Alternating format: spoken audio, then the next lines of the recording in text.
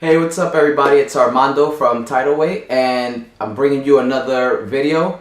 In this video we have just two things we're going over. The first is I'm actually going to introduce you guys to one of my workout partners, a big guy in my life, Sthevenson. You're going to get to meet him and you'll see a little bit later on in the video.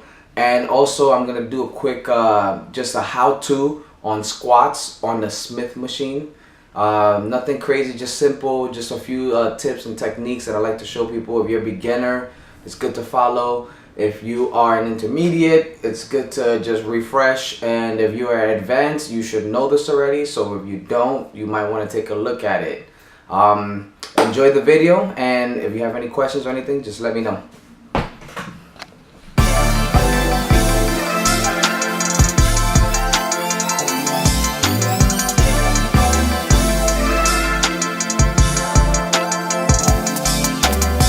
So about how long ago would you say we met, Steve? About like 10 months ago in August. Okay. And basically what I want you to elaborate with everybody. Like, what was your status when we first met? Oh man, I only had like biceps, no shoulders, no triceps. But you were big already. I was big. I was about like 220. Okay. And what was, like, were you shredded? What was your body? Basically I wouldn't say I was shredded. I was just loaded with like water fat and all that stuff. I was so big. Bulky, yeah. Yeah. So basically when I met you, we sit down and then we was talking. You was telling me like, oh, what I need to work on, how I need to work out and stuff like that. So basically about like 3 to 4 months later, and then I started working out, took your advice, and then you trained me for a couple times. And then now, as you can see, I got shoulders, everything right now, man. So basically it was like, it's a good feeling. It's a great feeling though. And knowing that you have somebody to push you, to help you, give you good advice. So I really appreciate that though. He know what he's talking about. Believe me. And now our goal is, so you're still, now you got more rounded. Yeah. You shaped off, you got the muscles that you want to develop. And now our next goal for the summer, to wrap up the summer, is to get you lean. Yep. Get a bit more of a leaner physique. Yes, so sir. that's what we're working on now. Yeah. And just to let you guys know, I was trying to put the camera on the thing, but it won't be a good angle. Just to let you guys know, it's he was already big. It wasn't, I didn't do anything crazy like, oh man, you know what, I got him bigger. I'm not claiming that. I'm not saying that, oh, it was me. That he already knew how to work out. He was coming to the gym 5-6 days a week. He was already doing sometimes 7 days a week, sometimes twice a day. But that's what got him big in general. He needed to develop certain muscles, more symmetry, a more equal physique. So literally we just tweaked little things and we isolated certain workouts. We corrected movements. Yes, sir. Just little exercises were introduced that he possibly wasn't doing before, or the ones that he was doing, I showed him the correct way of doing it, how not to cheat, how to be more rounded off, what rep ranges to do. And just with that, you know, his physique started to change. Then we started working on dieting because, as he said, he was bloated, he was heavy, he had a lot of a high body fat percentage. Yep. He's shredded now. What are you down to now?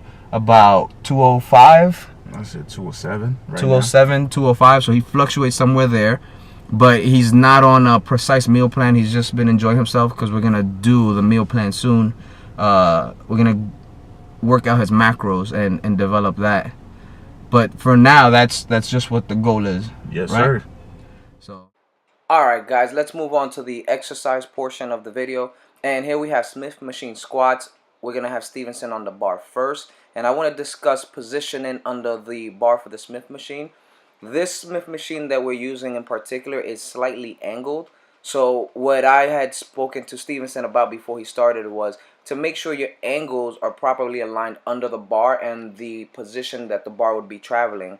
So for any squat you're doing, you always want the bar to travel on the same plane as your ankles. That'll keep you in a safe range. It'll keep you from leaning forward too much or overextending any hips or anything like that. You shouldn't be off balance either. Okay, so once you found the correct positioning for your ankles and the bar, you want to sit it right on top of your shoulders, not on top of your neck, not on your back. You want to sit it right across the top of the traps and just rest it there. Your arms shouldn't be doing any of the moving. It should just be there to just guide you, just a place to hold on to. Your arms shouldn't be using any force whatsoever. We're going to focus everything in the legs. What you want to do is you want to find a stance just like Sthevenson here, where he's a bit wider than shoulder width. The reason I recommend that for beginners is because it's about a neutral zone. It's where you're going to feel most comfortable and you're going to have the most power to drive the weights up and down without hurting your legs or your knees or your back. Alright, as we change angles here, you'll see what I was speaking about with the angle of this Smith machine. So you can see that the bar is slightly angled. You might not be able to see it correctly from here, but I can guarantee it because I was there coaching him through it. But Stevenson's ankles are actually in line with the bar itself and not the poles that the bar is traveling on. So by doing that, he reduces any added stress that he would have from not properly balancing on the soles of his feet. Here he's going up and down. If you watch his knees, you'll see that they're not passing the toes, even though you can't see his toes. The whole point of the motion is to drive the hips back and still keep the bar on the same plane as those ankles. And in this angle, you'll see me actually demonstrate a bit slower. It is slowed down, a slow motion. If you look at my left leg, you'll see where the knee is driven. It drives forward. And it's in line with the front of my toes, but it doesn't pass the front of my toes. Once again, this is very crucial for anyone with injuries, ACL injuries, anything of that nature. If you're going to do squats, do it this way. If you're a power lifter or if you do CrossFit, that's different. Obviously, you have different motions. You guys are training for that. But if you're a beginner, I recommend you strengthen in this position first. And here you go in this angle. I'm slowed down again. And you can just see how I just drive it slow. And these are light weights, guys. We just have 245s on each side. But we're just showing you guys an example of how you drive. The back has to stay neutral. Everything is aligned. No other movements besides the hips and the knees, which drives the quads up and down. It keeps a heavier load. And what I recommend is try not to lock out when you get to the top. Alright guys, this will do it for this exercise here. I hope you liked it. Don't forget to subscribe and like the video. And if you have any questions you would like answered, you can feel free to reach out to me at TidalWeightFitness@gmail.com. You can see the link on the screen and below as well. I will see you guys next video.